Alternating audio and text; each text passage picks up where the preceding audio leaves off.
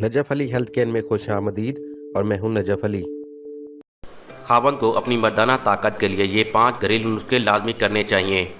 नाज़रीन, वीडियो आगे बढ़ने से पहले आपसे गुजारिश है कि चैनल को सब्सक्राइब कर लें ताकि आने वाली वीडियो आप तक आसानी से पहुंच सके।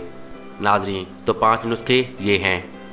नाज़रीन, नंबर 1, 2 देसी अंडे खाने के बाद आधा किलो दूध पीना आदत बना ले, कभी मर्दाना कमज़ोरी नहीं होगी।